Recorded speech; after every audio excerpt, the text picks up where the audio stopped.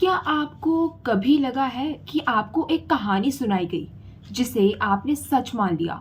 एक ऐसी कहानी जहां आपकी खुशी, आपकी पहचान, आपका वजूद किसी दूसरे के नाम पर कर दिया गया। आज मैं आपको एक ऐसी बात बताने वाली हूं जो शादी के मीठी चाशनी में छुपा है।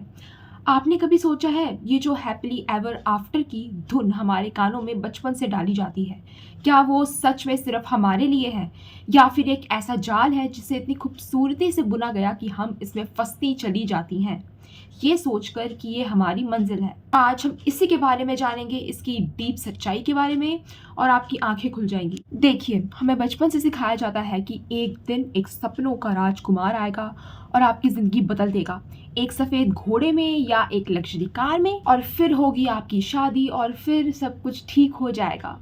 कितनी बार आपने ये कहानी सुनी है, देखी है, हर फिल्म में, हर किताब में, हर रिश्तेदार की बातों में। लेकिन क्या किसी ने आपको बताया कि इस कहानी का एक दूसरा पहलू भी है, एक डार्क पहलू, एक डार्क साइड? जब हम लड़कियां छोटी होती हैं, हमें गुड़ियों से खेलना सिखाया जाता है, घर घर खेलना सिखाया जाता है, और उसमें क्या सिखाया जाता है कि आपको पत्नी बनना है, माँ बनना है, आपका अल्टीमेट गोल, आपका सबसे बड़ा अचीवमेंट एक अच्छी बहू बनना है, एक अच्छी पत्नी बनना है, एक अच्छी माँ बनना है। लेकिन क्या कभी किसी ने आपको ये सिखाया कि आपको एक इंडिपेंडेंट और पावरफुल औरत बनना है? ये जो शादी का इंस्टीट्यूशन है, अगर आप इसकी जड़ों में जाओगे तो आपको ये समझ आएगा कि ये कितना पुराना है और कितने सालों से इसने महिलाओं को एक खास रोल में बांध कर रख दिया है। पहले के ज़माने में जब समाज अलग था, तब शायद इसका मतलब अलग था, प्रॉपर्टी कंट्रोल करने के लिए, ब्लड लाइन मेंटेन करने के लिए। लेकिन आज क्या? आज जब हम हर तरह से इक्वल हैं या इक्वल होने की लड़ाई लड़ रहे हैं, तो क्या ये इंस्टीट्यूशन हमारे लिए अभी भी रेलेवेंट है? हम ये सोचती हैं कि शादी एक पार्टनरशिप है, एक प्यार भरा रिश्ता जिसमें दो लोग मिलकर अपनी ज़िंदगी बनाते हैं। लेकिन क्या ये सच्चाई है? ज़रा सोच कर देखिए, शादी के बाद आप क्या बनती हैं? आपका सरनेम बदल जाता है, आपको अपना घर छोड़ना पड़ता है, आपके अपने माँ बाप जिन्होंने आपको पाल पोस कर बड़ा किया वो पराये हो जाते हैं, आप उनके लिए पराया धन बन जाती हैं। आपको एक नए घर में जाना पड़ता है जहाँ के नियम अलग होते हैं, जहाँ के लोग अलग होते हैं, आपको उनके हिसाब से जीना पड़ता है। इक्वालिटी ना इक्वालिटी, क्या कभी किसी लड़के को शादी के बाद अपना सरनेम बदलना पड़ा? क्या उससे अपना घर छोड़कर किसी दूसरे के घर जाना पड़ा?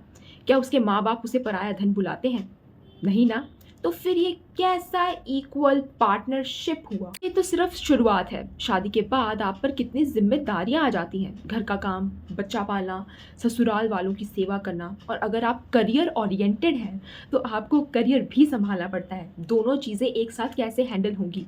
और अगर आप हैंडल कर भी लेती हैं तो क्या आपको एप्रिसिएशन मिलता है, या फिर ये कहा जाता है कि ये तो आपकी ड्यूटी है? आप एक सक्सेसफुल करियर बनाती हैं, आप दिन रात मेहनत करती हैं, आप पैसा कमाती हैं, लेकिन शादी के बाद आपका वो पैसा भी क्या सिर्फ आपका रहता है, या उस पर भी हमारा का टैग लग जाता है? और क्या वो हमारा टैग आपको उतना ही हक देता है जितना उसे? महिलाओं से कहा जाता है बच्चा पैदा करो, बायोलॉजिकल क्लॉक टिक टिक कर रही है, अभी नहीं करोगी तो कब करोगी? फैमिली प्लानिंग कब करोगे? एक लड़का होना चाहिए, एक लड़की भी होनी चाहिए। कितना प्रेशर होता है हम पर, और ये प्रेशर कौन डालता है? समाज, परिवार, यहाँ तक कि हमारे अपने पार्टनर्स भी। और जब बच्चे हो जाते हैं तो उनकी प्राइमरी रिस्पॉन्सिबिलिटी किसकी होती है? माँ की। बाप हेल्प करता है लेकिन माँ ड्यूटी करती है। वो जो हेल्प शब्द है ना, उसमें ही सारी इनइक्वालिटी छुपी हुई है, क्योंकि ये उसका काम नहीं है, वो आपकी मदद कर रहा है। जैसे आपका काम, आपकी ड्यूटी सिर्फ बच्चे पालना है। ये सब सुनकर आपको लग रहा होगा कि मैं शादी के खिलाफ हूँ। नहीं, मैं प्यार और रिश्तों के खिलाफ नहीं हूँ। मैं उस सिस्टम के खिलाफ हूँ जो इस खूबसूरत रिश्ते को एक पिंजरे में बदल देता है, खासकर हम औरतों के लिए। तो अब सवाल ये है कि क्या करें, क्या शादी ना करें? नहीं, ये इतना सिंपल नहीं है। The main point of my video is हमें अपनी आंखें खोलनी होगी। हम जिस भी रिश्ते में हैं या जिस रिश्ते में जाने की सोच रहे हैं, उसकी सच्चाई को पहचानना हो। स्टेप 1, अपनी वैल्यू पहचानो। सबसे पहले आपको ये समझना होगा कि आपका वजूद किसी रिश्ते से डिफाइन नहीं होता, आप खुद में पूरी हैं। आपको किसी पार्टनर की ज़रूरत नहीं है अपनी लाइफ को कंप्लीट करने के लिए। आपकी खुशी, आपकी पहचान, आपका अस्तित्व आपकी अपनी जिम्मेदारी है। और जब आप यही समझ लोगे तब आप किसी भी रिश्ते में एक एम्पावर्ड पोजीशन एंटर करेंगे। स्टेप 2, सवाल करना सीखो। जब आपको कोई शादी के लिए प्रेशर करे या सही उम्र की बात करे तो सवाल करिए उनसे, क्यों, किस लिए? क्या ये मेरा डिसीज़न है या समाज का प्रेशर है?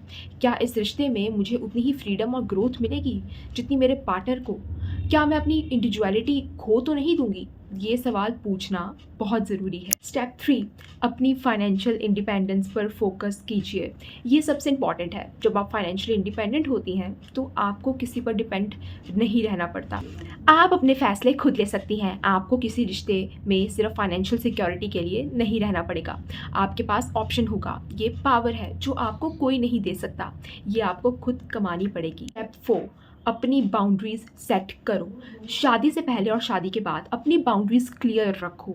आप क्या एक्सपेक्ट करती हैं, क्या नहीं टॉलरेट करेंगी, आपका करियर गोल्स क्या है, आपकी पर्सनल स्पेस क्या है और कितनी ज़रूरी है। इन सब पर सबसे पहले बात करो। अगर आपका पार्टनर इन चीज़ों को रिस्पेक्ट नहीं करता तो ये एक रेड फ्लैग है, ये एक रेड फॉरेस्ट है। स्टेप 5, अपनी सपोर्ट सिस्टम बनाओ। अपनी फीमेल फ्रेंड्स, अपनी फैमिली जो आपको सपोर्ट करे, एक स्ट्रॉन्ग सपोर्ट सिस्टम बनाओ।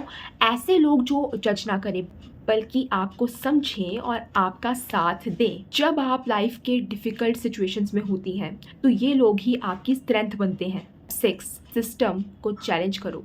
हर बार जब आपको लगे कि आपको कंट्रोल किया जा रहा है या आपको अनइक्वल ट्रीट किया जा रहा है तो उसे चैलेंज करो। चुप मत रहो, अपनी आवाज़ उठाओ। हो सकता है आपको अकेला फील हो, लेकिन याद रखो आप अकेली नहीं हो। हज़ारों लाखों औरतें आपके जैसा फील करती हैं। Step 7, redefine marriage on your terms. अगर आप शादी करना चाहती हैं तो उसे अपने टर्म्स पर करो। आपको कैसी शादी चाहिए, कैसा पार्टनर चाहिए, कैसे रिश्ते चाहिए जिसमें इक्वालिटी हो, रिस्पेक्ट हो और जहां आपकी इंडिविजुअलिटी को सेलिब्रेट किया जाए। अगर ऐसा पार्टनर नहीं मिलता तो अकेला रहना बेहतर है, बेस्ट है, बजाय एक ऐसे रिश्ते बनने के जहां पर आप घुट घुट कर रह जाएं। आपको ये समझना होगा कि ये जो मैरिज का सिस्टम है ये हमेशा से पेट्रियार्कल रहा है। ये बनाया ही इसलिए गया ताकि मैन विमेन को कंट्रोल कर सकें, उनकी लेबर को कंट्रोल कर सकें, उनकी फर्टिलिटी को कंट्रोल कर सकें। वो बेनिफिट्स जो मैन को मिलते हैं, stability, emotional support, sex, someone to run their life, ये सब विमेन की कॉस्ट पर आता है, हमारी फ्रीडम की कॉस्ट पर, हमारी आइडेंटिटी की कॉस्ट पर, हमारे वक्त के कॉस्ट पर। और हमें कहा जाता है कि ये तो हमारा हैप्पी एंडिंग है। क्या ये सच में हैप्पी एंडिंग है जब आपको अपनी आधी ज़िंदगी अपने पार्टनर के हिसाब से जीनी पड़ती है, जब आपको हर बार कॉम्प्रोमाइज़ करना पड़ता है, जब आपकी ख्वाहिशें और सपने सेकेंडरी हो जाते हैं? और ये प्रेशर सिर्फ हम पर ही क्यों, हमसे ही क्यों कहा जाता है कि जल्दी शादी कर लो, बच्चे कर लो, देर हो जाएगी? क्या मैन पर ये प्रेशर होता है सेम टू सेम? नहीं ना, कि बायोलॉजिकल क्लॉक नहीं चलती, उन्हें सेटल डाउन होने की ज़रूरत नहीं होती। अगर शादी सच्ची में बराबरी का रिश्ता होता तो दोनों तरफ से सेम अर्जेंसी होती ना, दोनों को सेम चीज़ें मिलती। लेकिन ऐसा नहीं है, ये एक तरफा रिश्ता है जिसमें एक पार्टी को ही फ़ायदा होता है। तो अब समय आ चुका है जब हम ये सवाल पूछें, ये नहीं कि विमेन शादी से क्यों बच रही हैं, बल्कि ये कि हम भी ये क्यों प्रिटेंड कर रहे हैं कि शादी हमारे लिए ही बनी थी। क्यों प्रिटेंड कर रहे हैं हम? उठो, जागो, अपनी पावर को पहचानो। ये आपकी ज़िंदगी है और आपको इसे अपने तरीके से जीने का पूरा हक है। कोई और आपके लिए डिसीज़न नहीं ले सकता। आप अपने आप को पिंजरे में मत बांधो, अपनी उड़ान भरना सीखो। अब आप जानते हैं कि ये कहानी नहीं है, ये आपकी सच्चाई है। क्या आप इसे बदलने की हिम्मत रखती हैं?